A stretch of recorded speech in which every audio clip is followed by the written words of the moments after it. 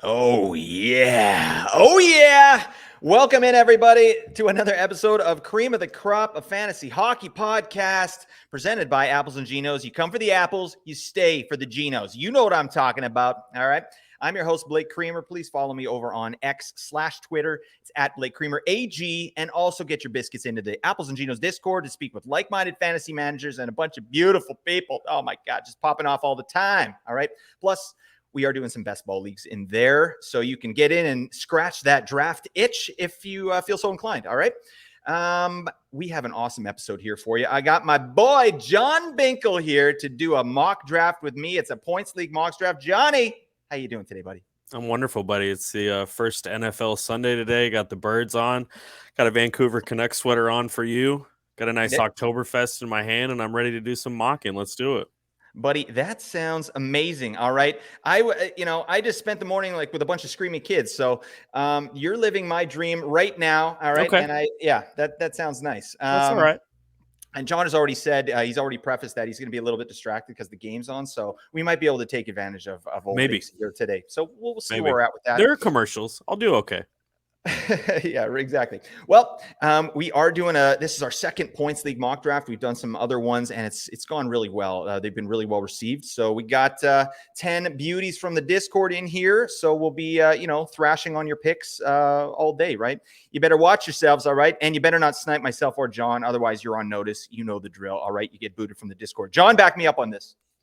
Oh, yeah. Oh, my God. I love that. There you go. I've been waiting to do that. Yeah, you know what? After every pick, that's what we should do. Just, oh, yeah. Well, but for each other. Like, we'll cheer for each other. You know what I'm saying? All right. We got to get into business here. I've been yammering on. So, again, this is a points league. Same scoring as previously. All right. So, it's a cupful scoring. I had it up here, and now I don't have it, for the love of God. Let's take a look. This is good podcasting right here. So we're going to do that. So for points, oh, no, this is not where I wanted. So basically, it's a cupful league scoring. I'm getting rattled over here. So, oh, yeah, now this is it's 4.5 for a goal. Johnny, do you have those scoring in front of you here while I mess around with this? Because I'm clearly not functioning properly. I don't, but I'll pull it. Let's do it. Basically, it is 4.5 for a goal, I think, 3 for an assist. You got 0.5 for blocks, 0.25 for hits. I think you got 0.25 for shots too. And there's no special team points. It's really interesting. So no power play points. So that's what we're rolling with here today. So it's just your standard points league and your standard goalie categories as well. So yeah, basic stuff. A lot different than a category league for sure. Johnny, real quick, do you have any kind of different strategies you employ for a points league as opposed to a category league?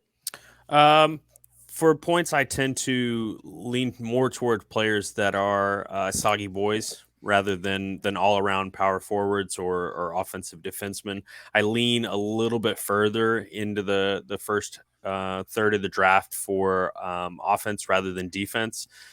Obviously, goalies are getting a pushback. For me, it's really mostly about just pure offensive weapons in points leagues, and the players that have the power portion of their game that are getting hits and blocks, they get a slight bump, but it's really more of on my short queue list of these two players, which it's going to be, they're not going to be really rising up the ranks like you see in a bangers cats or even a heavy banger weight league. Yep.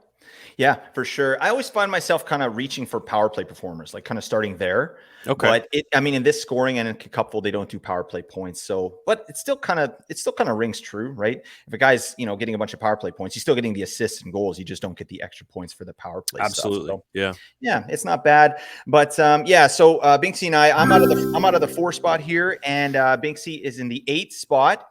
So, yeah, we'll see what's up. But we got the first guy up here, Connor McDavid, number 1 overall in every format. You can't choose somebody else. Can you, John? You can, but you shouldn't. Damn right you shouldn't. All right. What are you doing? So we got, let's see what these names are here. We got Rakedell911. Buddy is already taking his time with the Connor McDavid pick. I don't like that. We got Giroux Tanklan. Lovely name. Zach Attack. Thank you for joining us. Colossal Connection. Optic Yami. Chewy J. Galaxy, Draisaitl, Zebra Dan, and Gain Reach, a bunch of legends here in this second points league mock. So, Rakedoll, come on, buddy. You're on notice. You better make that pick. So yeah, I just released my rankings the other day, and 18 Skaters, Mark Barber for Apples and Ginos, he made a mod for the projections. And so I clicked into it, and he had penalty minutes as one of the categories. And I forgot to take it off, and Brady Tkachuk was number one. And I was like, did I like, are my projections like okay? Like, why is Brady Tkachuk over Connor McDavid? It doesn't make a bit of sense. But then, yeah, when you take the penalty minutes off, sure. All right. But yeah, Brady Tkachuk, clearly a category league guy over a points league guy. I don't know. Are there any points league guys that you can think that are over, that you would choose over in a points league rather than a category league? Like, just right off the top of your head? How do you mean? Like, think of players like Jack Hughes or like Jordan Kyrou, or guys that don't hit, they don't bring any kind of like banger weighting, but they're amazing points league guys. Is there any you can kind of think of? I mean, Jack Hughes pretty much top of that list for me. Kaprizov is really high on that. Robertson is kind of unexpectedly also on that list. You would think with the body that he would throw it around a little bit more with all of the ice time, that he would pick up a little bit more blocks, but that's just not the way he plays the game. That's an easy top three for me. Oh, here we go. All right. So I'm actually up. So Connor McDavid went number one. Uncle Leon went number two. Hello. Austin Matthews at three. I love that. And that means I get to take this soggy beef for Nathan McKinnon at number four. And I'm loving life. I think you got to go with McKinnon. I like the Matthews pick there over McKinnon. I think that's reasonable. I don't know. What do you think about that? Matthews over McKinnon. I feel like 3, 4, 5 is the most arguable spot in the draft, right? It's kind of becomes personal preference and how you want to start building your roster, center versus wing. And personally, I like McKinnon a bit better than Matthews, but I don't think there's anything wrong with taking Matthews. I think they're an equal tier player. You're going to get slightly different upticks in ancillary stats from Matthews to McKinnon, but I think the player that I'm most excited about in that 4, 5, 6 region is actually Rantanen. I've seen a lot of Hughes. I've seen a lot of Pasternak. You see Tkachuk rising up the board. But after Matthews and McKinnon, it's almost assuredly Rantanen for me. And wow. I think maybe I'm a little bit alone in that regard. But after how dominant he was last season as the de facto star of the Avalanche when there were injuries, yep. I just am a believer. I just believe in his ability to keep that level of play up. And there he goes.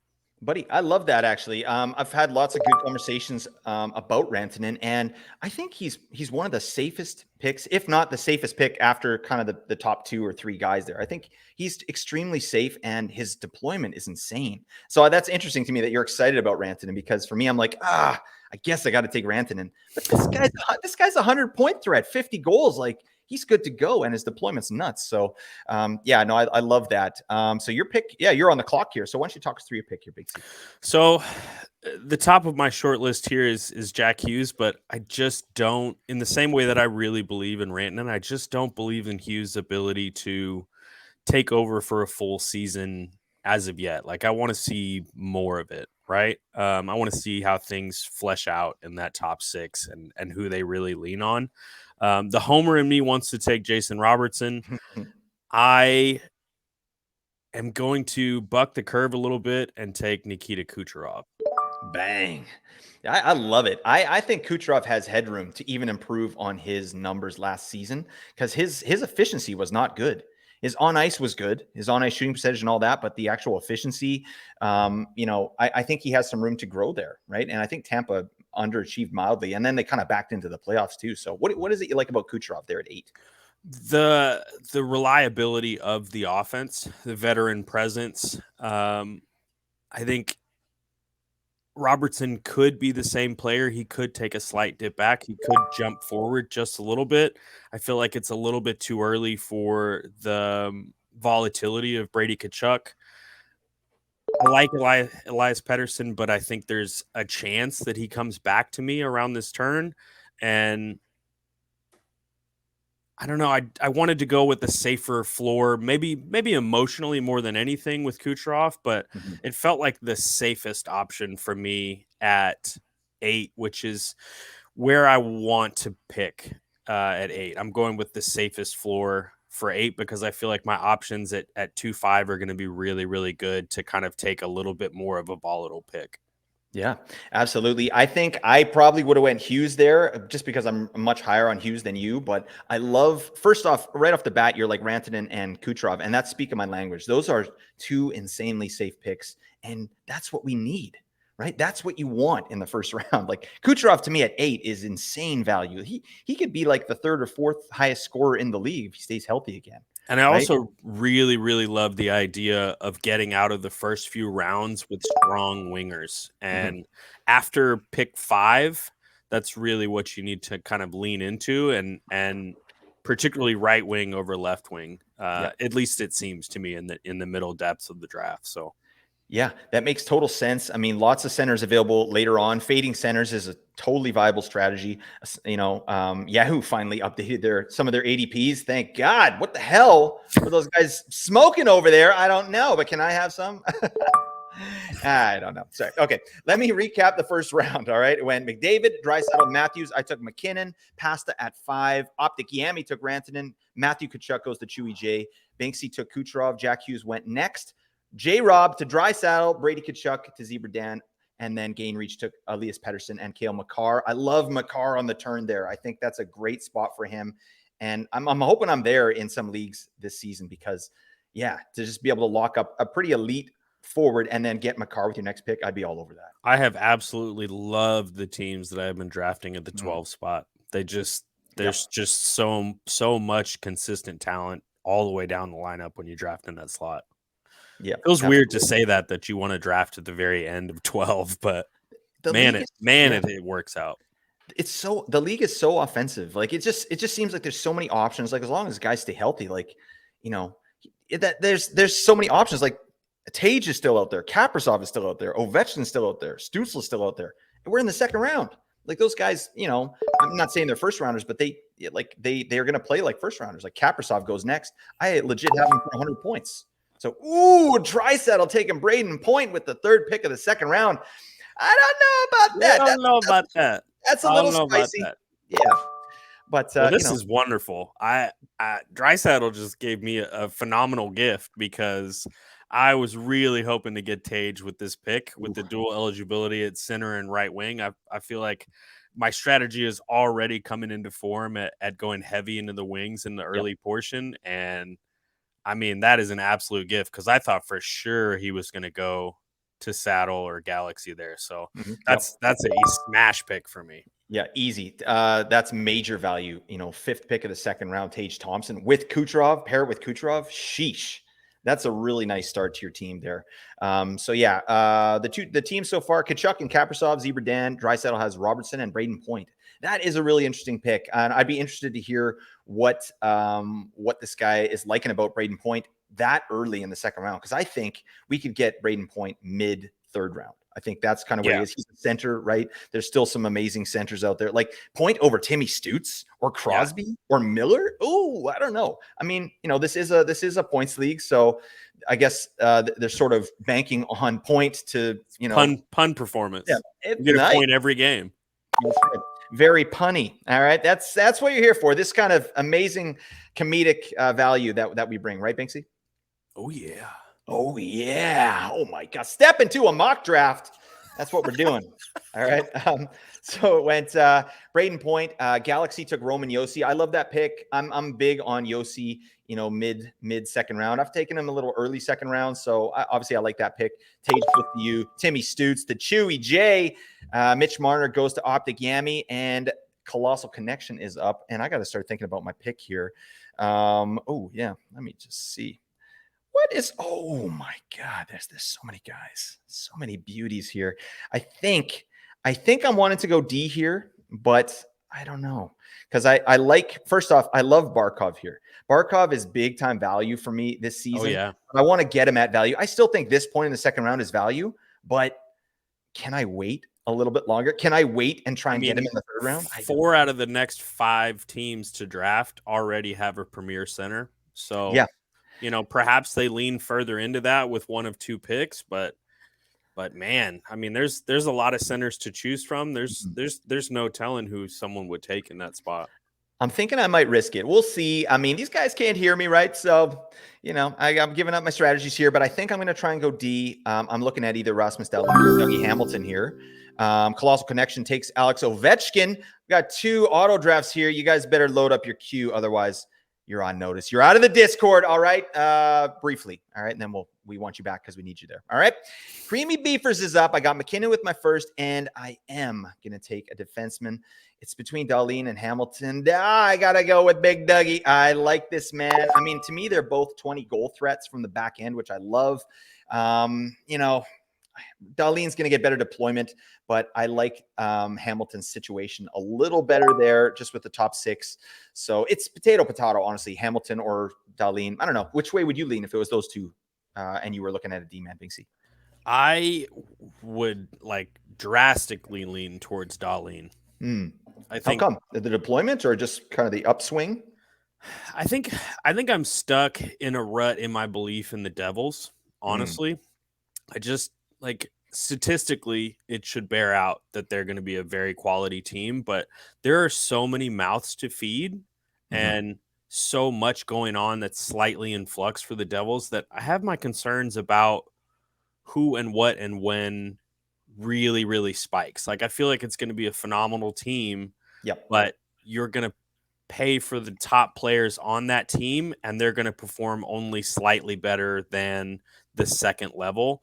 And that is where I have found myself drafting a bunch of Devils, is the second tier of their team. So I don't feel like there's any competition for shots with Dahlin. I don't feel like there's any competition for ice time. Owen Power is coming eventually, but it's going to be supplemental. And that's just my gut feeling about the Devils is a slight downgrade to what became this massive peak for them in terms of fanfare with bringing in Meyer and going on a playoff run. Yeah, absolutely. It's an interesting situation there in Jersey. To me, kind of the worst case scenario for fantasy is these guys all just sort of eat each other's value a little bit, right? You have so many elite players that doesn't equal production, right? Just because you have elite players, I mean, there's only so many touches to go around, right? There's only so much ice time. So, that's if things go poorly for the Devils in fantasy, I think that's going to be the reason. These guys just aren't getting the time on the ice, or they're kind of spreading it out a little bit. But to me, I don't know. Hamilton and Dahlin's situation is very similar. I think Owen Power is there kind of pushing Dahlin, and I think Luke Hughes is there pushing Hamilton, but it's going to be another year before this kind of happens, in my opinion. So I don't know, 20 goals. I like Dougie Hamilton for 20 goals. I think I got to do it. All right. So let's just recap here. So after I took Hamilton, Timo Meyer went to Zach Attack. I've got 2 auto drafts, Giroux Clan and Rakedahl. Come on, boys. What are you doing? Sidney Crosby went to Drew Clan and then William Nylander, which is a reasonable pick at the end of the second round. And then he took JT Miller. Rasmus Dahlin went to Drew Clan. And then, oh my God. Robbed. What Zach Attack, buddy? Oh, no. I sniped this early? Oh, frick. All right. Now I'm just choked. Oh, God. Yeah, I I hate when this happens. Damn it. You know what? I would love to get a winger. I need to get on a winger here. So, I mean, I'm looking at Steven Stamkos. I've got Panarin, but I love Panarin in points leagues. Do I go with Panarin? That might be a bit of a reach, but he's not coming back to me. Oh God. You know what? I'm going to go with Stamkos because he's got some weight, some banger weighting. And I think that's going to equal a little bit more fantasy points per game. So I'm taking a ride with Steven Stamkos. Get on my team, my man. That's a bit of that's not the pick I wanted, to be honest. So I'm not too stoked about that. Barkov, Snipe. Oh God. That's that just hurts. That hurts a little bit. Wasn't the pick you wanted, but it was the pick I wanted. There you go. Well, that makes me feel better. If I'm snipe, I've said this before, but I always feel like I never snipe anybody, and it makes me second guess my team. I'm like, what? No one wanted my players? Like, what am I on an island here? Like, just thinking these guys are good? No. So if you wanted Stamkos, I'm glad I have them. All right. I was looking forward to the slight banger weight, the stack with Kucherov, and the wing eligibility also helps quite a bit. So. Oh, big time. Yeah. Because this is what happens. You load up with centers, like especially those first 4 positions, like they're all centers. So it's Draisaitl's nice. He's got the dual eligibility, but yeah, you're going to have to start looking another way. Otherwise you're going to find yourself with like, 4 or 5 centers, and then you're left with the dregs of the wingers. Right. So I like your strategy of kind of loading up on wingers there early. That makes total sense. Oh, my God. wow. Optic Yammy. Okay. Yeah, we got some interesting picks. So I took Stamkos after I got sniped there. Colossal Connection takes Zibanejad. Great pick. His first center. And then Matt Boldy goes 6th pick of the 3rd round. That is that's some nice confidence there in Matt Boldy. I think I have him for 80 points, something like that. So I don't know. I don't really see him as a 3rd round talent. I think you probably could have waited on Matt Boldy. I don't know. What's your thought there? You got one before your pick here. So maybe talk us through that as well. It seems at least 2 rounds early for me. I am a huge fan of Matt Boldy in general, but the situation there is kind of dubious at best for me unless he hits the top line. So yeah, I mean, I still think he's going to do well, even if he doesn't get that top line because he's top power play. But still, I mean, we're talking probably an 80-point player. When there's some other guys on the board that kind of make a little bit more sense to me. So even Panarin, like take Panarin over Matt Boldy. I don't know, but I like the player. I hope he pops off this year. Yeah, I was leaning towards a short list that started with Dahlin and Stamkos, trying to get a couple of stacks, 1 to 2 in the first couple of rounds. And both of those players went kind of as they should. So my next thought process is to attack pure points with Panarin. And then that will allow me to hunt a stack for New York later. Obviously, Zibanejad went off the board in this recent pick too. So that's gone, but there's plenty of other players that are very havable in the next few rounds with Kreider and Fox and Trocheck later. Like there's lots of opportunity to get another stack, and I'm looking forward to that. Yeah, you got a really nice start here, Binksy. Talk to me about player stacks and what you like about that. Why is that a good strategy?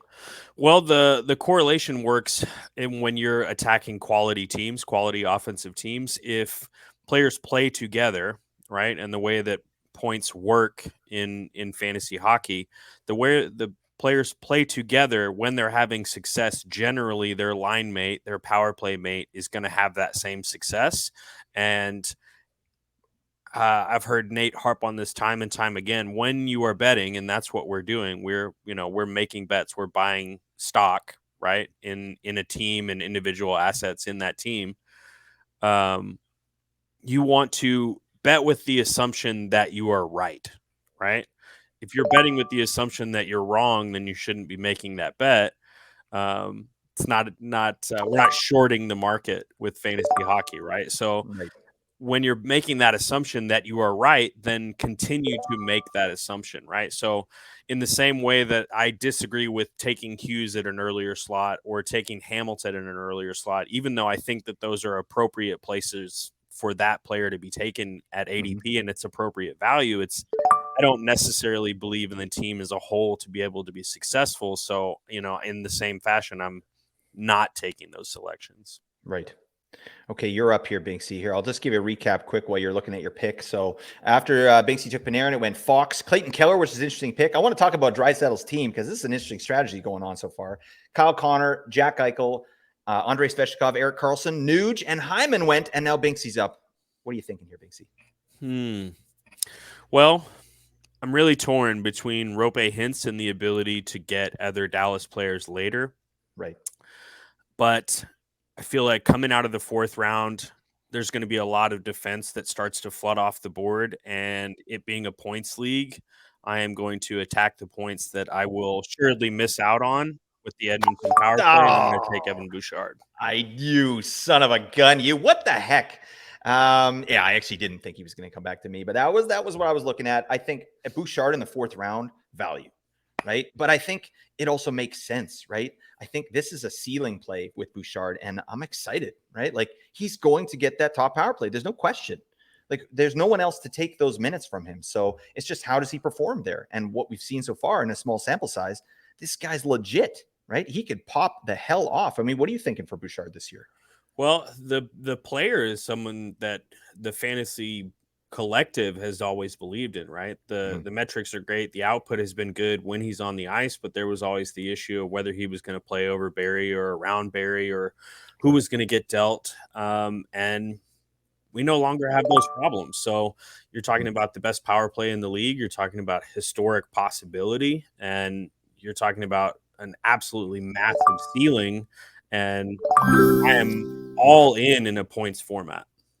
Everybody's sniping the hell out of me. Tavares was my guy. That's what I was looking for. Damn it.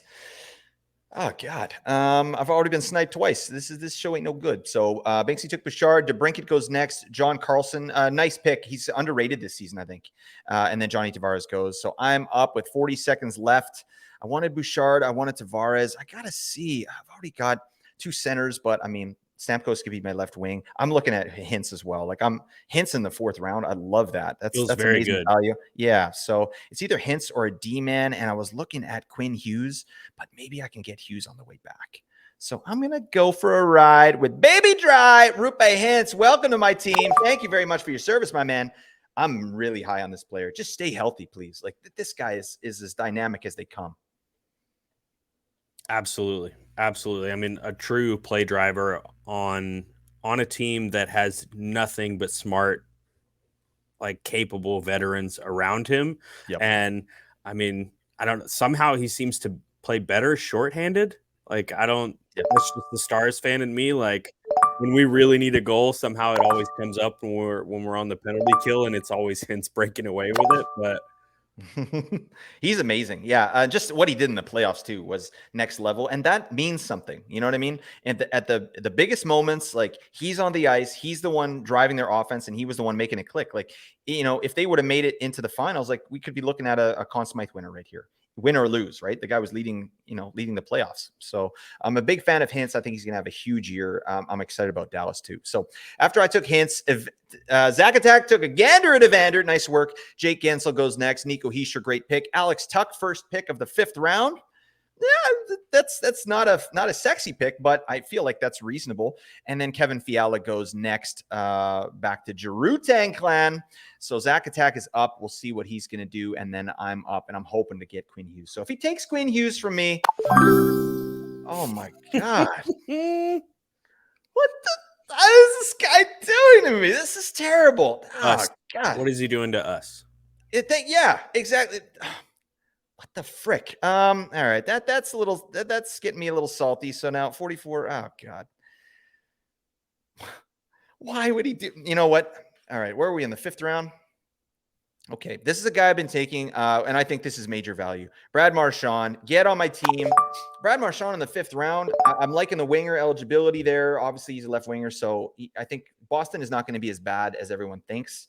Obviously they're not going to be close to the level they were last season, but this Marchand to me is still an 80-point player in the 5th round with amazing power play numbers, good shot count. Like I like the player. I don't know where you at with Boston and Marchand in particular. I'm a little bit lower on Marchand and Boston in general.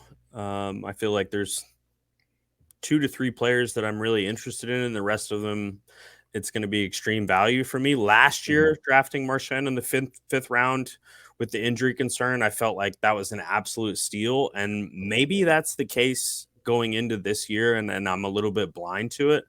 But the 6th round is where I'm really like leaning into him. I feel better about other more consistent options in the 5th round, and generally I'm leaning to a different wing in the 5th round. But I think it's a fine pick. It's not one that I'm like excited to make. Yeah.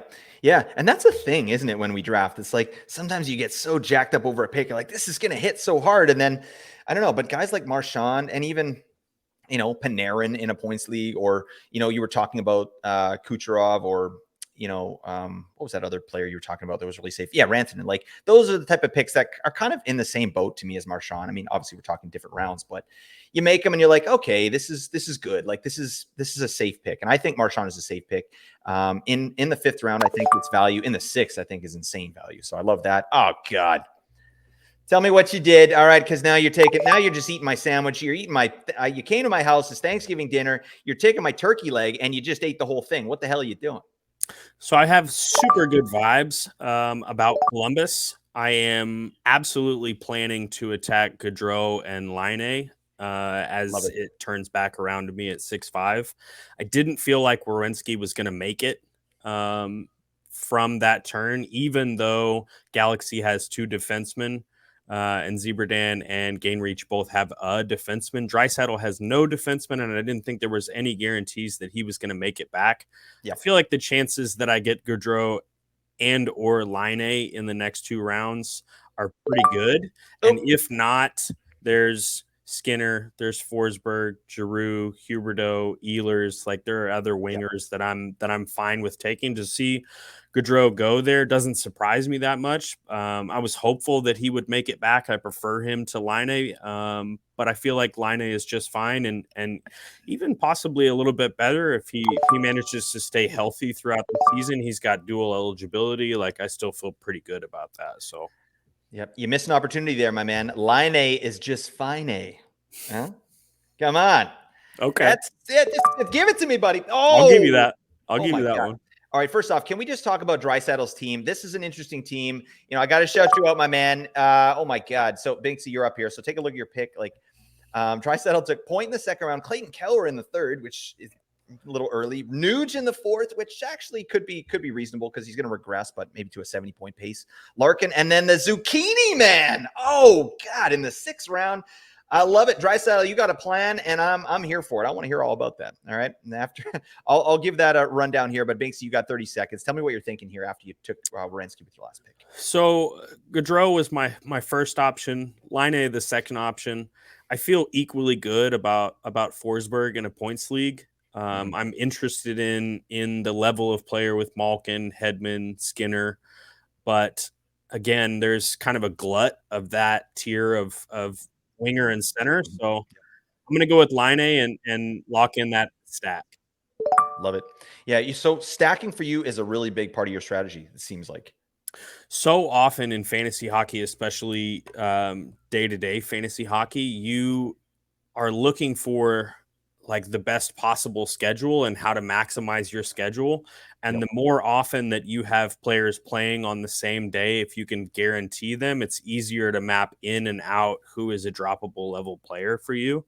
So there are a lot of reasons that I lean into stacking, but even in best ball formats that works out as well. I tend not to go any more than 3 on a stack with best ball, because then you start to eat into your own numbers. But in a day-to-day league, I'm happily going over a 3-player stack on the right team. Like I think the opportunity to stack Tampa and Buffalo and Columbus can win you your league if you get the right players in those stacks. Yeah, no, I love it. And something I try and do usually. Oh my goodness. All right. So we got some interesting picks here. I'll run those down, but I'm up on the clock here. So I'm looking at my team here. I mean, I would like to go into the defenseman, but I don't like the value that I'm looking at here. Brandon Montour, that news kind of stunk. Because I was excited about Montour. I thought he was going to be ready for the start, and it just didn't. Yeah, it's not going to happen. So we'll see. Such a wide range too of possibility. Like, and they basically were like, he might return sometime. Like they could have just said sometime, and that would have been the same thing. Like, thanks for the information, guys. I told you I'll see you between November and January. You'd be like, so you're not coming? Yeah, like, you know what I mean? Like we'll see you when we see you. Like, oh my God. All right. So you know what? I'm gonna try. Oh, this is good. I think I'm gonna go with Ehlers here. I like my man Ehlers. To me, that's maybe a little early for Nikolai Ehlers, but I'm going to try and get a defenseman on the way back. And I think I kind of just have to reach for my guy a little bit here. I'm really big on Ehlers this season. I mean, I've heard some things too, like he doesn't like, or he can't play with Mark Scheifele properly, something along those lines. Apparently they play the same position on the power play, and Scheifele is unwilling to move, and Right. they continuously hurt Scheifele in that regard, which doesn't make sense to me, but I guess it is what it is. Yeah, I mean, they don't have a choice. They're going to have to figure out a way to coexist, and there's a good chance that Mark Scheifele gets shipped out at some point this season. So I think it's Ehlers' time. Like they can't do another season of this crap with Ehlers, can they? For God's sake, put him out on the ice, give him 18 minutes, please. Rick Bonehead, what are you doing? All right, so I'm up again here. I got 30 seconds. I want a defenseman, and yeah, I'm gonna go for it. I'm gonna see you at the party, Victor. I like Victor Hedman this year. Everybody's listened to my stuff. Oh wow, everyone's listening to my stuff knows that I'm taking Hedman over Sergachev this year. I think he's gonna bounce back from what he did. He's not gonna be the Hedman of old, right? And Sergachev's obviously gonna eat into those power play minutes, but I just trust Hedman, what he's done throughout his career. He's not, they've played so much over the last 4 seasons. Like this guy should be coming into the season rested, feeling good, and I expect a little bit more out of Victor Hedman this season. I don't know where you at with Hedman and Sergey. So my default is to lean into Hedman, especially considering, as you can tell watching the board, they're going in roughly the same place. Right. I want to lean on what I have known to be consistent rather than what is very possibly a blip from last year. Yep. I'm okay with drafting Sergachev, but it feels a lot better to me to draft Hedman. So I absolutely got sniped there. I was hoping to complete another stack in the first 7 rounds.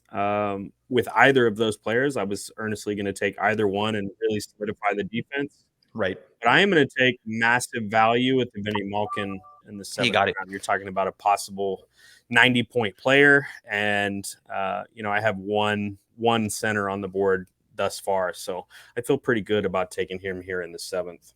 Buddy, it's a dunk. It's a freaking slam dunk. I love Malkin's value this season. He's dropping like a bag of dirt. It's insane. Malkin in the 7th round. He's going to get 80 points at minimum, right? And he's going to get crazy power play points. Like it's just a great pick. I've been getting him in a lot of best ball leagues, and he's just falling to me at a ridiculous spot. So you kind of have to. I love when stuff like that happens. Like, I'll take another center, sure. And the way you've kind of built your team, like, yeah, that's your first true center. So you're loving life there. Let me see. Okay, we got to look and see what we've got going on here. So some interesting picks here. I'll tell you about the 7th round. Carter Verhaeghe goes first, then Adrian Kempe. Love that. Sorokin off the board. I took Hedman. Sergachev goes after that. Jesper Bratt goes to Optic Yami. I love that pick. For me, when I took Ehlers, it was between Ehlers and Jesper Bratt. So I just went with Ehlers because it's a bit more upside I like there. So Claude Giroux goes next. You took Malkin. Charlie McAvoy goes to Galaxy. I like that pick. I think McAvoy's going to be better than he was last season. I think Hampus Lindholm was running hot when McAvoy came back into the lineup, and it obviously just affected his ice time. I mean, why take Hampus Lindholm off when he was cooking, and McAvoy's coming back off injury? So I honestly believe that McAvoy will take full control of power play 1 and get those minutes back. My 2 cents. Then Reinhardt goes, and Georgiev goes, Nichushkin goes, and Brent Burns to gain reach. Oh my God, we're just popping off here. Alex Pietrangelo goes. What are you thinking here with your next 2 picks? In 2 picks here. What do you think? I've seen a lot of my short list go in the last few picks, so yep. I'm a little bit scrambling. I've got 1 left on my initial short list from the last round, and I feel like I kind of have to take him to get another stack, even though there are plenty of other players here that I would absolutely take. But I'm going to go with Jeff Skinner, get another quality winger, and link him up with Tage from the 2nd round. Yep. This is a guy that's falling to me as well. He's kind of the forgotten guy on that line, I think. Like Tuck went in the 5th round. Why is Skinner going in the 8th? It kind of doesn't make a lot of sense. Like they're similar players in terms of their metrics, and Skinner actually shows out a little more. Shots on goal, chances, like that's advantage Skinner. So that's an interesting change there. So I don't know. Have you seen that in some of the drafts you're doing? Like is Tuck going before Skinner in a lot of places?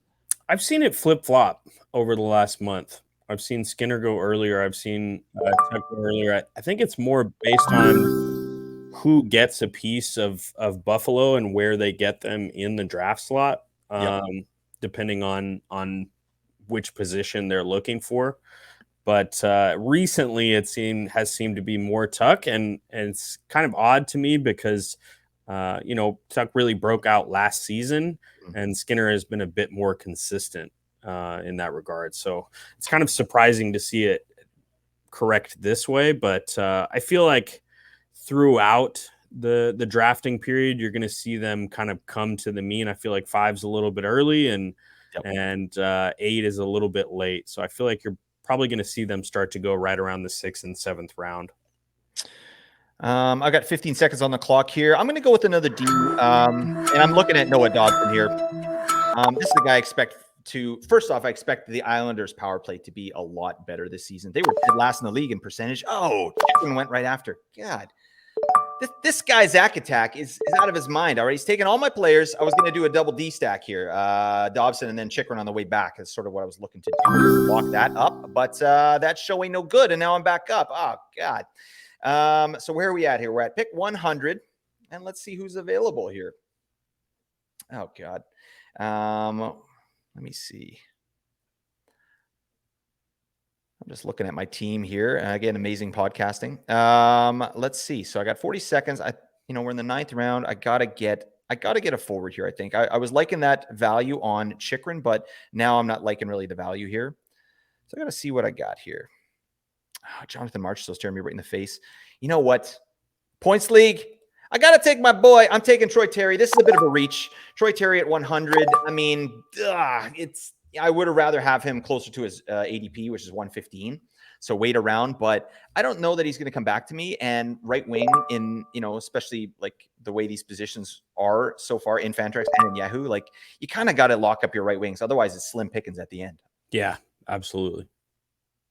So let's see, you're up here, Binksy. So we've had some interesting picks here. I took, so Nate just went first, Mark Scheifele, Jacob Trouba. I took Troy Terry, Johnny Marchessault, Elias Lindholm, and Darnell Nurse just went to Chewy J, and Binksy's up. Where are you going? So I wanted to go back to the center well. And the short list for me there was Scheifele and Lindholm. So I'm tempted to go with PLD, but I think instead that I am going to take Chris Kreider and get another stack. I was tempted to take Seth Jones there and really solidify offensive defenseman on the team, but I feel like there's a chance that he makes it back to me, and it might not be a great chance, but I'm willing to risk that at this point in the draft with defensemen. I feel like there's a lot of players that are in very similar situations, even though my preference is to go with Seth Jones right here, but I feel like there's a good chance that he comes back around, so we'll find out. Yeah, I think so too. And again, I love the strategy you're employing here. And it's so different. These spots are so different. Like I find closer, at the top end of the draft, the first 5 picks, I find myself taking a lot of centers. Whereas I'm at like the last 5 picks of the draft, I'm able to sort of make those winger picks a little easier. That's just sort of been my, experience. But yeah, again, Chris Kreider in the 9th round, I think is going to be value, right? This guy, I think he underachieved last season. And then when they brought in, all those ringers at the end of the season, he was minimized. Kreider was minimized a little bit. So I think he'll be back to business. He's a staple in that power play. He's going to get a ton of goals. So I like the pick a lot. And he's a guy that's sliding to me. So you took Kreider. Trevor Zegras goes next. And Big Cozy goes in the 9th round, buddy. I love it. You're going to like the way you feel. I guarantee it. All right. Best head of hair in the biz. Binksy, back me up on this. No. Okay, damn. Oh God. No. I wasn't expecting that, but that's fine. Who has the best head of hair in the biz, Binksy? Give me your take. What do you got? I'm gonna go with gross, slick back Jamie Benn. Nice scowl on his face. Yeah. Okay. Yeah. I love it. That's not bad. Yeah, he's a bit of a greaser. He has like the cigarette pack in his sleeve there. Yeah. I don't know what Goomba means, and it's probably really offensive. But he seems like a Goomba to me when he's got his hair slicked back. I don't know what that means, but at the very least, a goober. All right, let's Goomba/goober confirmed. Jamie Benn, absolute unit. We'll agree on that. All right. Kuzmenko goes Vince Dunn in the 9th round. That's nice value for Dunn because I'm glad, especially in a good mock like this with engaged managers. Like, yeah, Dunn shouldn't be drafted as a 64-point defenseman, right? He should be drafted as a kind of a 50 to 55-point defenseman, So I like that in the 9th round. Morgan Riley goes next. Jake DeBrusk, PLD, and Matty Beniers goes. That's your Demko. Was he your guy? No. You gave me 2 thumbs up. I thought you were gonna go. Okay, all right. Lord, no. He's gonna be much better. There you go. Okay, so you locked up Seth Jones, and that's a great pick to me in the 10th round. He's going to run that power play with Bedard. So we like they're that. gonna let him chunk it at the net, I think, for sure. Yeah. And he's got some acumen, right? He can do that, and he eats a ton of minutes, right? So you'll get some peripheral stuff there as well. Just a great late Right round peripheral defense. bump. I feel pretty good about it in the 10th round for sure. Yep, absolutely. I got to look and see what the hell I'm doing here. Oh my god. So we're in the 10th round. I've got my 3D. I gotta take a. Oh my god. There's just parts in the round that just get a bit stinky, don't they? I think I've been trying to get Michael Matheson on my team for like every single mock draft, and I get sniped every time.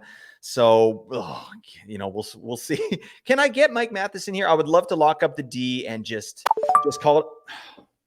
What I can't even say the man's name. All right, what is wrong with you managers? This is Optic Yami. You're on notice, buddy. All right. I'm gonna take care of that optic nerve and just rip it right out of you. So is it always in the 10th that you're eyeballing him and you get sniped? Because I feel like you gotta flip some strategy around. If you're getting sniped on the same player over and over again, and you gotta lean heavier. And you went with Terry last round, who you felt like you were leaning on. So God, I got to do something. I can't even get the professor on my team. He's a lovely man, and I would really like to have him on my team, but that it's just not happening. So, all right. So now we're kind of in stinky territory here. So pick 117. Ooh, all right. So how many centers do I have? I'm looking. I got 2 centers. I guess I could take a center here. I'm always looking at Vincent Trocheck here, but it's still a bit early. Like he's 128. It's 117. Oh God. You know what? I'm doing it. All right. This is a guy that's been falling to me a ton. And this isn't the kind of value that I want with Anze Kopitar, but I still love the player. I think he's good for 70 points. And I'm usually getting him at a little more value here, but I just think the way this draft is going, like I can't rely on my guys coming back to me. They're just getting sniped out of their minds. Okay. So after I take Kopitar, Victor Arvidsson goes. Great pick. Jared McCann. Then Linus Ullmark, Ricky Rax, and Drew Doughty go after that. And Zach Attack is back up. Buddy, take it easy on me, right? Jeez. You know what? I might look at some goalies here. I'm getting squirrely. What is it? Oh, God. No, I don't want to take a goalie. I got to just get some more offense. Let's get the biz here. Let's take a look at the defensemen that are available. Oh, you know who's going to be an interesting player this season? Gustav Forsling. He's 165, so that would be a big reach. I don't think I'm going to go there, but I don't know. Could you? Like, he's going to get full power play right off the bat. He's the guy. He's number 1 there. So, like, does he sort of establish himself and kind of not let the reins go? If once those guys do return, I don't know. But I do like that player a lot. Oh, God, I don't think Shabbat takes power play 1, so I'm not loving that. I know Rasmus Anderson is going to be a power play quarterback there, but periffs are kind of stinky. Oh, geez. This is slim pickings. What do we got? 40 seconds. Let's take a look. I got Tarasenko staring me in the face here. I mean, we don't know what's going to happen there in Ottawa. I am concerned about Drake Batherson, just in the off-ice stuff. And then even if, he doesn't have the off-ice stuff, but he's still maybe bumped off the power play, I think Tarasenko could get some run there. This pick doesn't make me feel good, but I'm going to do it anyway. I'm going to take Vladdy. Welcome, Vladdy, to the team. Thank you, Tarasenko, for your service. I'm happy to get another right winger in there. And then I can sort of pump centers, which I think there are a lot of later on. So I feel okay about this. But I mean, floor to me, or, potential for Tarasenko could be a 60-point season, which is not awesome. I would like him to get a little bit more than that. I don't know. Where are you at with Tarasenko? I think that floor is probably the slightly more likely option. I feel like the 11th round is a perfect place for you to take that lotto ticket.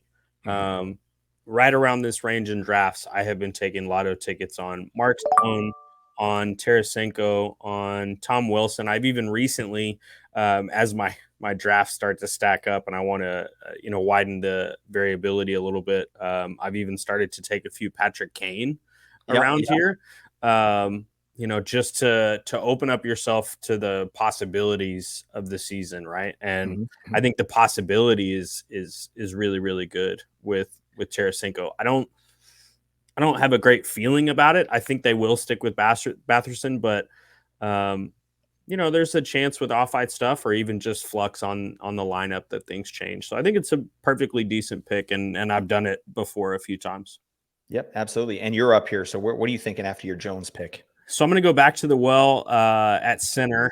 I feel like this is the part of the draft, like I alluded to before, where I wanted to lean into the lotto picks a little bit, right? Yep. Like rather than going to your starting goalie, rather than taking your fourth defenseman, etc., start taking some lotto picks and players that you believe can really, really pop off. Galaxy just took another one that I think about with Tom Wilson there. I don't feel bad about the previous pick from Chewy with Stuart Skinner. I think that's a the kind of the benchmark for 0G is the 10th round, right? Yep. After that is when you feel a little bit better. The zeroist of the 0Gers out there tend to go way later. I tend to go slightly later than this. 12 is usually where I start, but I feel like the possibility of Skinner being an excellent, light 0G candidate is really, really good. So he was also an option for me there. Yeah, absolutely. Zero G is interesting to me. I think you can still classify zero G just as value, right? Like making sure Right. you're capitalizing on draft value. So if you can get a player like Shesterkin in the 8th round or like Vasilevsky in the 8th, like that's value. That's zero G to me, right? I mean, it all depends on who's around, but yeah, this is. I've been waiting and waiting. I tend to get goalies a little bit earlier, like it's around 10th round where I'm like, I got to do something. But anyways, you're back up here. So do you think you're going to take a goalie here, Binksy? I have started putting goalies on my queue, but the ones that are right here, I don't actually really love. Like I have a lot of Yep. question marks about like the next 7 goalies, and I would kind of rather risk getting one of them around later. Mm-hmm. So I am going to absolutely solidify center and a triple stack at the New York Rangers, which I hugely believe in this season, and hopefully I got to snipe you of a player you love. You know damn well you sniped me. What the hell are you doing? Yeah, I was looking at Vincent Trocheck there. I probably would have hit that button for sure. I can't help myself. I like Trocheck's outlook this year. I think, 60-point floor, plus if he pops on the power play, like he's got to get back on power play 1, right? Daily Faceoff has Blake Wheeler taking that spot, which I don't think is going to happen. I think it'll still be Vinny Tro on the top power play, but we'll see. Yeah, some interesting picks here. So you took Josh Norris. I like that pick a lot. I know you're really high on Norris. Even I've heard you talk about him over Stützle. Not like a better player, a better fantasy option, but you're loving Norris this year, aren't you? I absolutely am. I believed in both of them going into last season, and injury derailed it for Norris.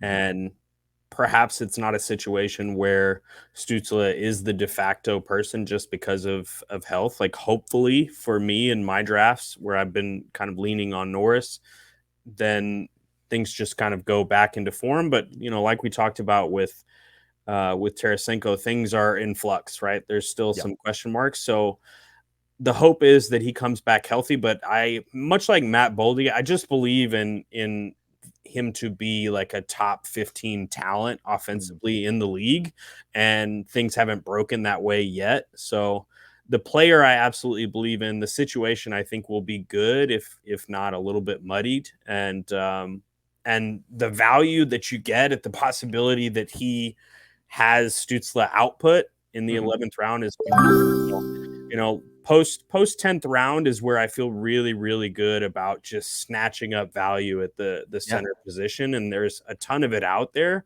and there's a lot to like for each player. Yeah, no, Norris is a player of interest for me for sure. I'm not super high on him. I think I projected him for a lot less than Nate. I think I had him for like 58 or something like that, and Nate had him for 67 or something like that. But I mean, it could just as easily be the high end of that, right? And potentially even more. So I just like what's going on in Ottawa. It's a great fantasy team this year. So yeah, I'm interested to see what he does. But locking up Norris and Trocheck in 11th and 12th round, bang, love that. Interesting here. Ekblad went to Chewy J before Gustav Forsling. What the hell? He's injured, my man. So I got 15 seconds. I got to go. This kills me, but I got to take the grumpiest man on earth. All right. Brock Nelson, buddy, cheer up. You know what? I wouldn't have done this except I projected this man out for 75 points.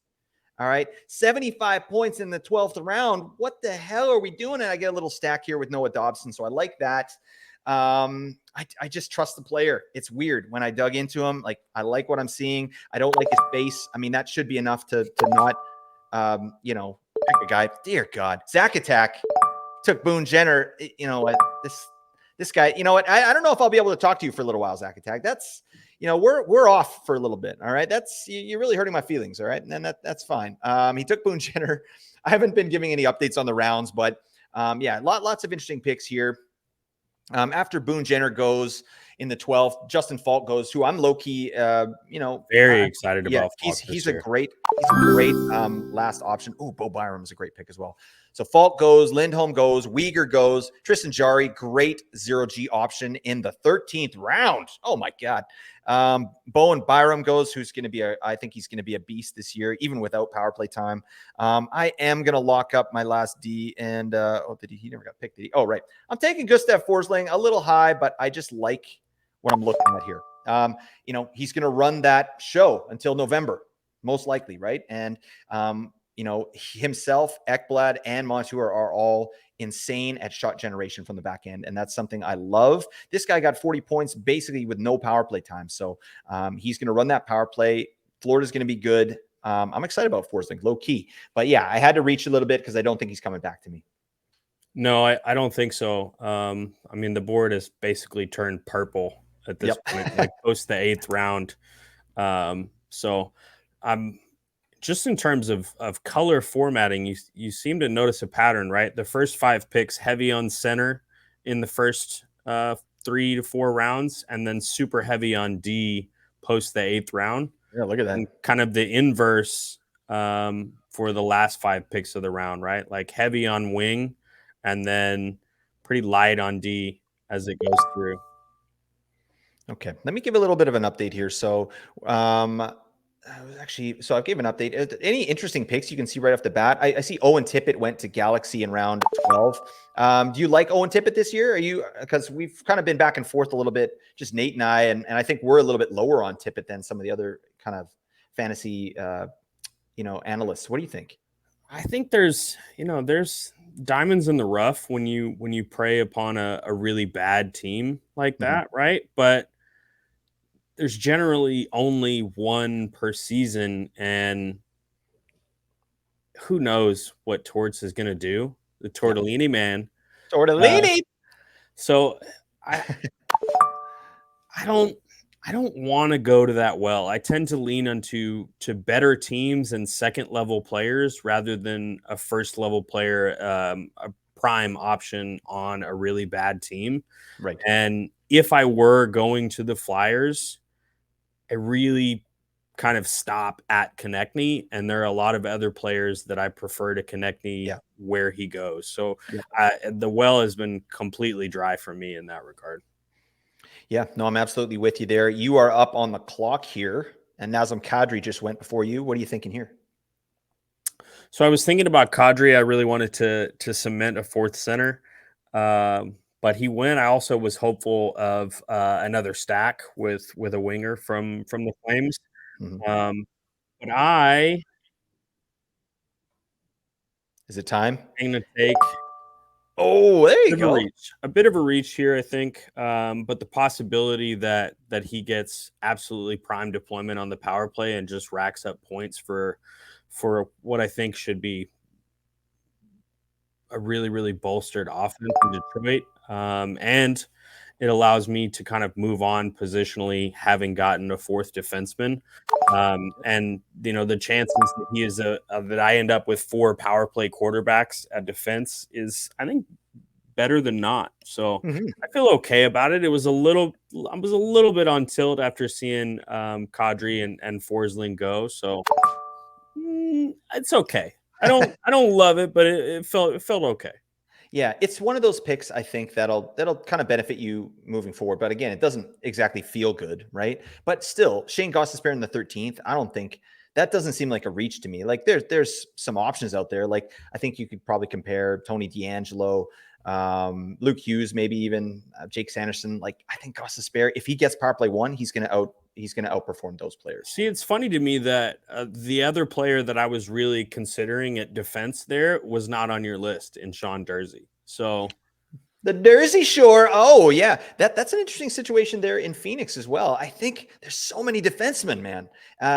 We got Moser, Jersey, Valimaki, and Dumba. I mean, Dumba's not going to be a threat for power play, but I don't know. Who is Jersey a lock in your mind to that power play one?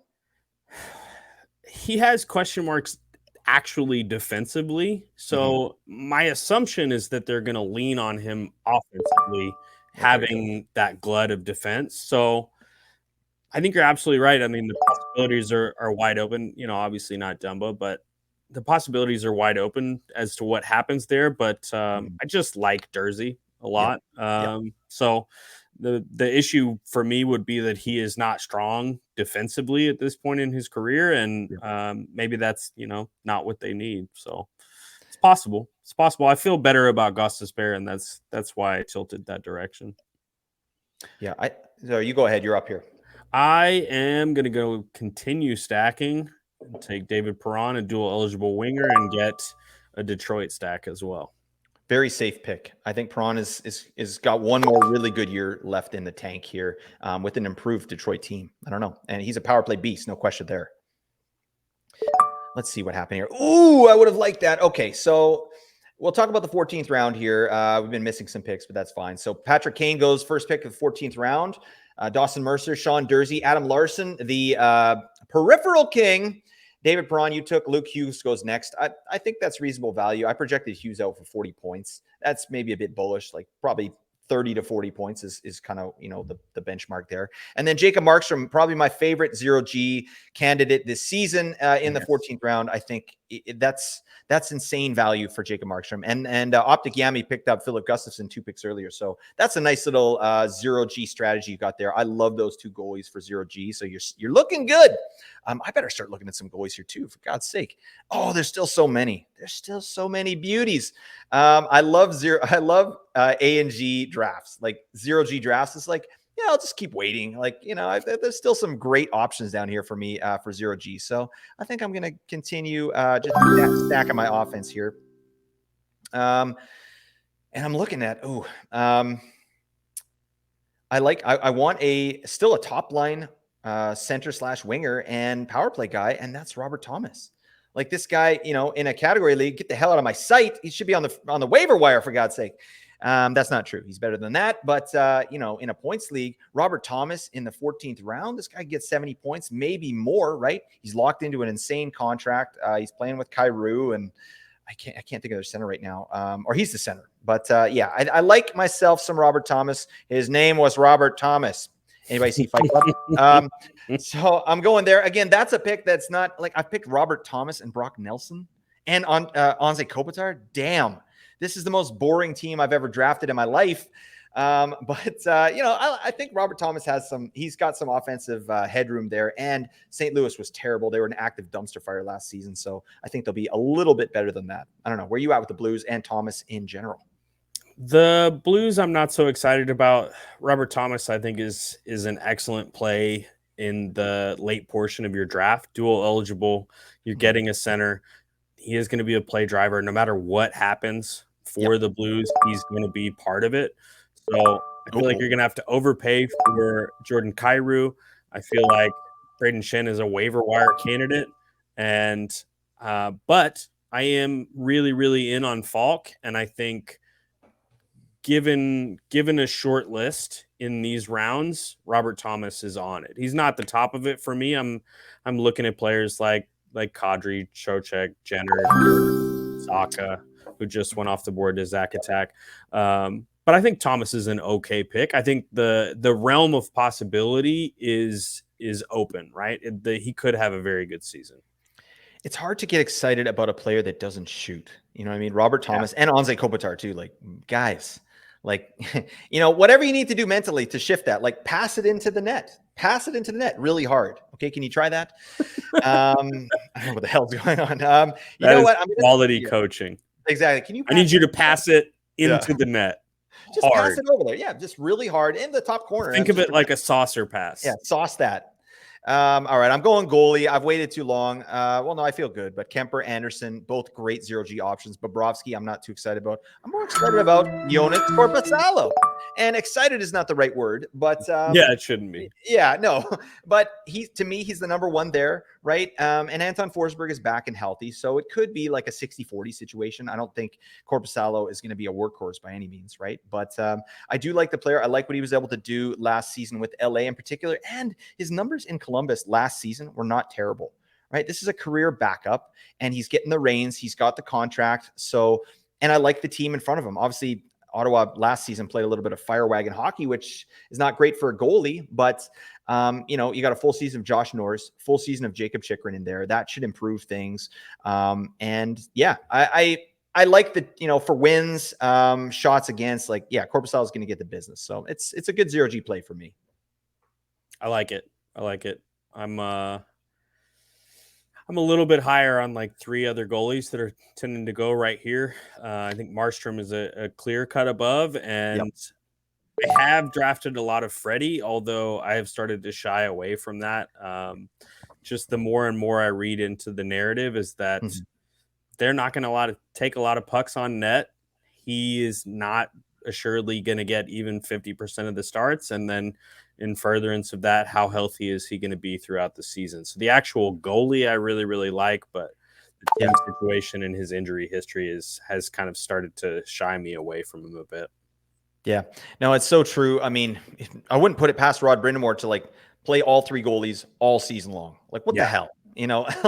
Let's just keep everybody fresh. What are you trying to do? Win the Stanley Cup, buddy? Come on. All right. We got fantasy leagues to think about, you ding dong. Go lift some weights. Yeah, buddy. Yeah. Just do, get your washboard abs out of here. All right. What the hell. All right. No, we're not body shaming Rod Brindamore. All right. He's a beautiful man. All right. Let's talk about what happened here in the 15th round. Ivan Barbashev goes, then Bobrovsky went. Pavel Zacha, I think, is a great pick in the 15th round. He's the last center standing in Boston, for God's sake. So he's going to get all the minutes unless they are able to pull off a trade or do something. So, and he's dual eligible as well. So that's a really nice pick in the 15th round. I took Jonas Korpisalo, then Thomas the Turtle Hurdle, and Jake Sanderson goes to Okbik Yami.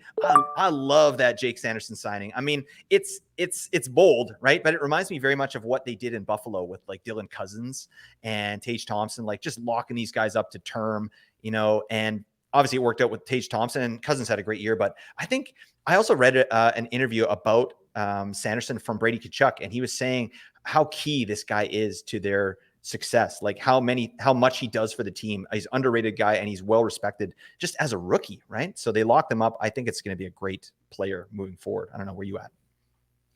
I agree. I think the ice time is a bit of a concern for me. I think the actual player is phenomenal, and they brought him to do what they really need someone to do, which is actually play some damn defense. Block a shot. Woo! It's hot. It's a hot seat. One more stack. Oh, there you go. Okay, tell me about your pick here, Binksy. You took Brian Rust, the right winger from Pittsburgh. What do you like out of Rust this year? You think he's going to bounce back? Obviously, I like the bounce back possibility. I like the really late round stack for some top level forwards for Pittsburgh. There's a possibility that he hits the power play, so I think there's a bunch of upside, and to be able to get him alongside Evgeny Malkin feels pretty good to me. Honestly, there are probably some other players that I would have gone with if I didn't panic pick, but my queue got decimated around the turn after you took Robert Thomas, and I got distracted because the Patriots scored 2 unanswered touchdowns going into halftime. Binksy's on tilt, everybody. This is what it looks like. Football reared its ugly head, and I got distracted and drafted Brian Rust. So if that's the worst thing that happens from being distracted, then I think that's all right. Watch. It's going to be the pick of the season right there. Brian Rust, 80 points. Oh, my God. Let's go. Just incendiary. You knew it all along, so that's no, Gingrich, no. There we go. Yeah, you love that boy. Okay, let's just explain to the viewers and the listeners what happened here. Gainreach took Aiden Hill. All right, that's Binksy's boy. Oh, my God. That's who you're looking for. So now where are you looking for? You looking for a goalie here? I am looking for a goalie here, and I am going to go with Philip Grubauer. No competition, great defensive team. Love it. I think it's going to be a really quality pick, and somehow he seems to be one of the last goalies going in drafts if he even gets drafted. So I'm big on it. I have another a couple of goalies that I'm excited to be able to get in this range, but I think he probably would have gone. So Yep. Yeah. I mean, I like Seattle, but they are such a weird team. And I don't feel confident that they can repeat sort of their success that they had last year, just simply because of the insane efficiency at even strength. Like that is due for some regression. I mean, and I say it all the time, but to me, Seattle's playing money ball, right? They're just putting guys out there that do a certain thing, like, and they're winning by committee. But, that it just gives me pause when a team is so efficient, right? And they got players that are so efficient, like Jared McCann, even Bjorkstrand, all those guys, like they're so efficient. Like that gives me pause. That what happens if they don't stay that efficient, right? That even if they stay reasonable, but it still goes down a little bit at less output, right? yeah, So yeah, that's where I'm at with Grubauer. I mean, but he's the number one there, and they were great last year. So I think it's a great pick here in the 16th round. Oh my God. The Creamy Beefers ride again. We're up in the 16th round here, and I got to focus up. Where are we at here? 189. All right. You know what? I got to do it. I got to take my boy, Brock Besser. Yes. All right. We locked up a homer pick. I feel good about this. To me, Besser's a 30 and 30 guy this season. And to get that in the 16th round, I just really feel confident that Besser is going to bounce back. So I'm happy with the pick. After I go Besser, goes Jeff Petrie, that peripheral god. Matthias Ekholm goes Blake Wheeler. Great pick the last pick on the 16th round. I think he's going to have some nice value this season. New York. Carter Hart, Ryan Hartman, and then Seth Jarvis go. And I'm back on the clock. Oh, the Klingon's still there. Oh, get the hell out of my sight. No, we're not doing that. no, We're not doing that, JB. All right. Oh no, Oh, you're like it. Well, I'll save him for you. All right. could work out. Your Could son work Rip out. is on line toot. All right. No, we're not doing that. All right. I'm taking an upside play. Where are we at? Yeah, 17th. Okay. I'm going Yakovrana. Bang. Yeah. This Great guy, yeah, amazing metrics. I mean, I think he can get over 30 goals this year if he gets some ice time, right? If.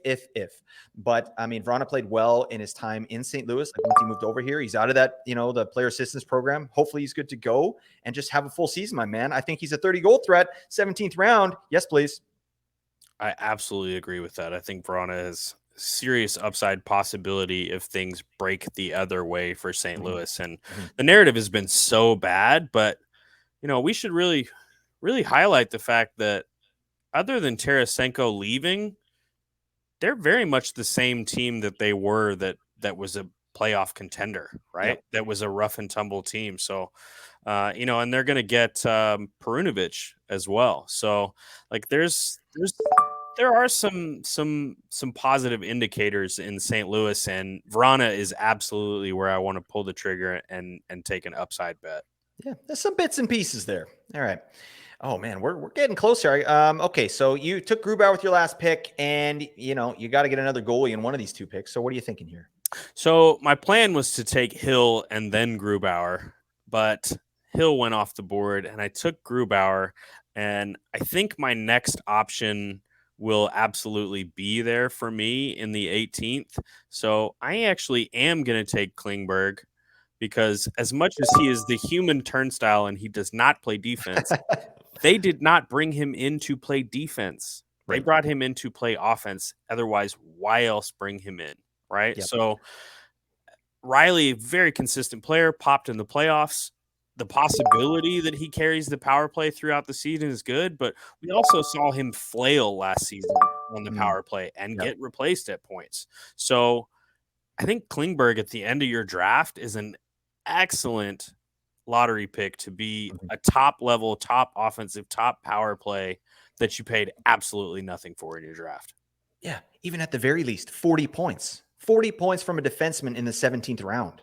I think, like, to me, they brought Klingberg in, yeah, like you said, for offense, not defense. I don't think he takes power play one. I think he's there as a insurance policy, right? So Okay. he's just an option they can wheel in there, right? I think Riley's locked for power play one. That's my thought. But this, obviously, Klingberg knows how to run a power play, and I just think they brought him in just for insurance, right? Riley's having an off time here. Klingberg jumps up there, no problem. But so again, to your point, like I think 40 points is pretty damn reasonable for the Klingon, John Klingberg. So let's talk about some of these picks that have happened here. So I took Vrana, Ville Husso goes, Toivo Teravainen, interesting pick here. I mean, it can't get any worse for this guy, right? I think he'll probably bounce back. Anders Lee, you took the Klingon. Kirby Doc, John Gibson, Chandler Stevenson, Gabe Velarde goes. Adam Fantilli, nice pick. I think, yeah, he could get 50 points. That's an 18th round pick, so I love it. Logan Thompson. Elvis Merzlikins was a guy I was looking for with my last goalie pick, so I think he's a great 0G option. Wyatt Johnston, tell me about Wyatt Johnston, my man. Actually, you're on the clock, so I want to hear about Wyatt Johnston after you make a pick. Well, it's for sure going to be a goalie. I have my eyes on Swayman, on Flower, on Cam Talbot. Part of me wants to go with Akira Schmid because I think that's certainly possible. And Jack Campbell, all on a short list. At this point in the draft, I feel really good about any one of those goalies to be a 0 to hero candidate for you for the season. Yep. I am most recently going with Fleury most options, so I'm going to branch out a little bit and go with Cam Talbot. That's interesting. Yeah. Because in my mind, Talbot is the 1B there. I think Copley's the man. So tell me what you like about Talbot. Well, I like the opportunity cost for Talbot, right? I think that Fleury is the 1A, whereas people keep going to Gustafsson as the 1A. I think that Swayman is a really, really quality 1B, but Allmark at least has the reins to lead out on the season. I think they're going to give him a really long leash after winning a trophy last year. So I feel fine about any of those picks. Jack Campbell, the soup is the most worrisome. I feel like this is the season where they start to lean on Skinner. Skinner got enough time on ice last year to really like get comfortable. And not only that, but Campbell had some really bad stretches. So in these battles, I feel like Copley is the most likely to completely secede from options, right? Like I feel like they brought in Talbot to be the number one, and all it takes is Copley faltering just a little bit. And as we have absolutely seen, Copley can and will do that. So I feel absolutely fine about in a droppable round taking Talbot as an upside option there. Yeah, I think they're both options. I've been taking Copley at that spot, but I mean, yeah, it's potato at that point. All right, I got 10 seconds left. I gotta go. Oh no, what am I doing? I'm taking Carl, the veggie man, Vamelka. Yeah, this is an interesting 0G pick. I've full disclosure, in all my drafts so far, I haven't had to take a goalie with my last pick. All right, that's nice. We drafted everybody. It feels good. That's a long bit of applause. All right, so let's take a look here. So I took Vamelka, who I think Arizona's going to be better. They're obviously, I wanted a starter there. I wanted a volume starter, and I think Vamelka is, for one more year at least, I think he's going to be the volume starter there. I like Connor Ingram as well. But yeah, I like Vamelka there, and I like a little bit of an uptick with the Arizona Coyotes. Pacioretty goes next. That's a great last pick. Dylan Strome, and then Barrett Hayton. So yeah, some really interesting stuff. This was a good draft. This one, more than the other drafts, I feel like I was on my toes, right? Like my picks were getting sniped, and I was having to kind of pivot a lot. I don't know. How did you feel about this draft as a whole? I have drafted in the 7 to 9 slot a lot, so I am very comfortable in this draft slot. What has really kind of become very apparent, and I talked about it a little bit earlier in the draft, is that if you're in the first 5 picks, your team is going to be heavily weighted towards centers and defensemen, and if you're in the last 5, the last 7 picks, it's going to be heavily weighted toward wingers.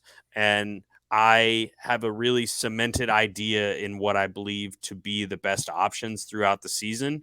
And I feel absolutely great about who I am getting past the 6 mark. Like the hardest parts of drafts for me have been the 5 and 6 round because of that kind of merger of these two roster building strategies and how it changes draft to draft. Like the first 4 picks, I'm really confident about who I'm getting and where I'm going to get them and how to build the rest of the team around that. And the same being true of the end of the draft. But and the middle of the draft is so muddy. So for us to bookend at 4 and 8 and be able to really track the picks in between there was really helpful for me.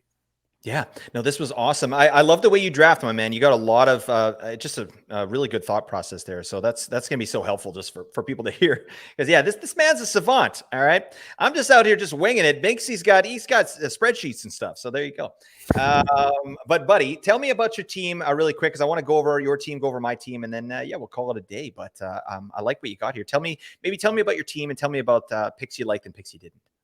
So the first 4 picks for me, really strong, 300-point potential players, and then an 80-point defenseman potentially in Bouchard and Werenski into the next round. I got excellent stacks all the way through the 9th round, and then started branching out a little bit post 10th round, starting with Seth Jones, moving into Chicago and Ottawa and Detroit, and the players that I think have the potential to pop in a less than enviable environment. I went a little bit later in my goalie strategy in this draft, being that it's a mock and I have absolutely nothing to lose.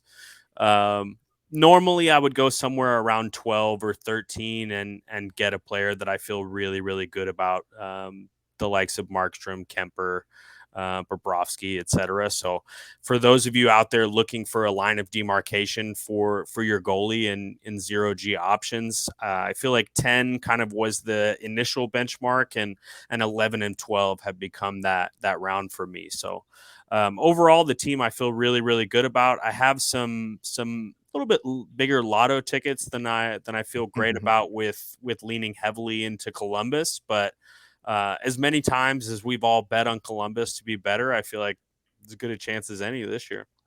Yeah, I'm so with you on that. I think I was excited about Columbus last year, and shame on me. All right, and I'm excited about them again. Right, so I think it has to be better. Right, that that's me team. with Detroit.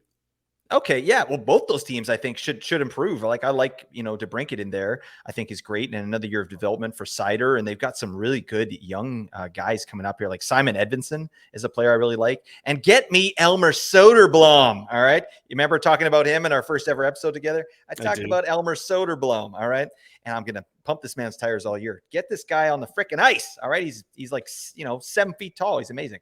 But yeah, no, I love, I like the team you picked here. And I think, Columbus for sure. Patrick Laine is a guy who's been falling big time. So I like that. And I like your stacking strategy. That's something I don't normally, I don't look to do it over other picks.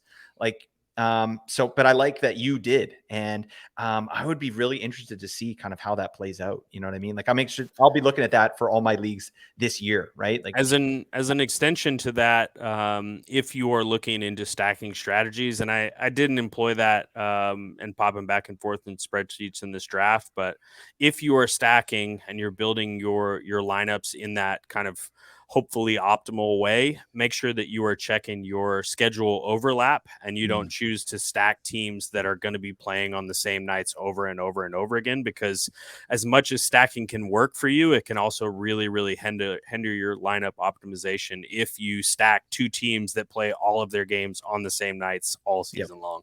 Yeah, you got guys on the bench all day. So that show ain't no good, but I love that. So I'll give you a quick rundown of my team. I don't even know how I feel about this team. I'm looking at the players, and yeah, I've got guys here that I don't normally target. So that's interesting, right? And that kind of says to me, like, first off, that just the level of the drafters here. It was a good draft. Everyone was making good decisions. I got sniped like 4 times straight up, like right before my pick. So that sucks, but that happens, right? So Zach Attack, I'm looking at you, buddy. Get the hell out of my sight. All right, the creamy beefers. All right, we're petty. We hold grudges. All right, but anyways, so I got McKinnon at 4. I love that. We had a good discussion about Dougie Hamilton, so I think he's in that tier of defensemen. Dougie Hamilton, Rasmus Sandin, even Carlson, Heiskanen. They're kind of in the same area, in my opinion. I like the goals for Dougie. Big Dougie, I think there's some opportunity there. Stamkos, Hintz, I love that. So again, my first 5 picks, I'm really happy with. Even Marchand in the 5th, we had a nice conversation about that as well. I do think that that's value. I think he's gonna outperform that mark in the season. And then things just went interesting. I think I reached a little bit for Ehlers, and which is fine because but he's gonna need that deployment. Like, this is a 16-minute man with Rick Bonus, right? Get him out there for 18 minimum and power play 1 and do it now. All right, we want to see what Nikolaj can do. I locked up Hedman and Dobson, so I've got in terms of my defensemen, I think I've got 4 power play 1 quarterbacks. And Hedman is that's contentious, right? Because it could be Sergachev, we don't know. Mm-hmm. But yeah, Dobson, Hedman, Hamilton, and I got Gustav Forsling really late, which I love that pick. I think Forsling's going to be major value this season, and I think you should definitely take a ride and reach a little bit if you have to. His ADP here was 165. I took him at like 146 or something. So I think he's going to outperform that as well, just based on the boost that he's going to get at the beginning. But yeah, Troy Terry was a bit of a reach, but a great points league player. Kopitar, he's been falling to me everywhere. Basically in every best ball draft, I have Kopitar because he's getting to me at like 140 or something like that. That's insane. Yeah, we talked about Tarasenko, Brock Nelson, grumpiest man on earth. And I like my goalies here. Korpisalo, Vamelka. I mean, like is a strong word as well. I don't know. This is straight 0G, right? Like, if I had to drop either one of these guys, no problem. Get the hell out of my sight, right? I could pick up Anton Forsberg, who wasn't drafted here. Like, if that's not working, or even Connor Ingram, or any of these other guys that kind of come out of the woodworks, Yeah, I mean, I haven't ever seen Binnington be drafted, and he's a virtual guarantee to start 60, 65 games, right? Yeah, so workhorse. Yeah. And even what's going on in Buffalo? Like, people are taking Devin Levi. That's nice. But UPL could get the starts there. He could get the main starts. Eric Comrie, right? I've been calling him Mike Comrie on the pod here. I got called out for that. So shout out to Mike Comrie and Eric Comrie. All right. Mike and Eric. I'm paranoid that I'm doing it too now. Oh, buddy, I'm sure there's so many, but I actually love getting called out on that because I'm going to make it like a meme. You know what I mean? So Eric Comrie now is Mike Comrie. All right. Moving forward, if I'm talking about Mike Comrie, I'm talking about Eric Comrie. All right. But I do like UPL as like a potential, like that's someone I'm watching as the season starts, right? Because people are taking Levi. They're not taking UPL. UPL was great in his own right last season, right? And Buffalo, I think they're a playoff team this year. So, absolutely, I do. Yeah, but it's fun. That was a really good draft. I don't know. Points leagues, like, first off, what do you like playing better, Binksy? Do you like points or cats? I like cats, and I like wide format categories. I like to play the whole game and get crazy with it. If I'm playing in a points format, I really want it to be like a very, very tight format, like a cupful. Yeah. And we were talking offline here. So you're in about 5 leagues, you said? Yeah, 5, maybe 6 with the new listener league here. Maybe 6. Honestly, with football season and all the drafts and wrapping up baseball season, my entire life is on fantasy apps, so I'm not even sure how many leagues I'm in per sport. Buddy, we're the normal ones. All right. Everybody else not playing fantasy sports. What are you doing? Come on. All right. This is a lovely hobby. It's good, clean fun. Am I right, Binksy? Absolutely. Buddy, thank you so much for joining me. I really appreciate your time, Binksy. That's awesome. You got to check out Josh and John are doing some insane division previews. You got to get in there and check this stuff out. This information is vital. And those are coming on Thursdays. Is that right, John? That's right. We're going to record another one this coming Wednesday. Yeah, this is must listen stuff. You got to check it out if you want to win your leagues. No question about it. Book it. Get in there. All right. And John is at Binklemania on Twitter /X. He's been using Brand X. Binksy, have you been using Brand X? A little bit less since the name change, actually. I don't think it had anything to do with the name change, but yeah, I don't know. Yeah, well, you're like, now X. No, I'm out. I'm gonna get the hell out of here. But I'm Twitter, good. I mean, who let that fly too? Like Twitter, tweets, birds. Well, how did this? What are we doing here? X is probably better. If it came out with X first, you'd be like, all right, that's nice. But now that it's X, you're like, this is stupid. It always reminds me of that Nintendo game Kung Fu. Mr. X was the bad guy in that. I've mentioned this before, and I'm going to do it again. All right. Did you play Nintendo, Binksy? I did a little bit. Yeah. Yeah. I know you're a young man. Born in 86. So a little bit of Nintendo. All right. Yeah. You're my wife's age. I was born in 80. All right. So you got a little bit of Nintendo in there. You're probably more of a Super Nintendo guy. So very much so. Yeah. All right, but that's it. I digressed. Binksy, thank you so much for your time, and thank you all for listening. Hope this brought you some value. We got lots more content coming up, so you got to check that out. The Apples and Genos feed. Get your biscuits in there. But that's it, everybody. Celebrate your day. Bye for now.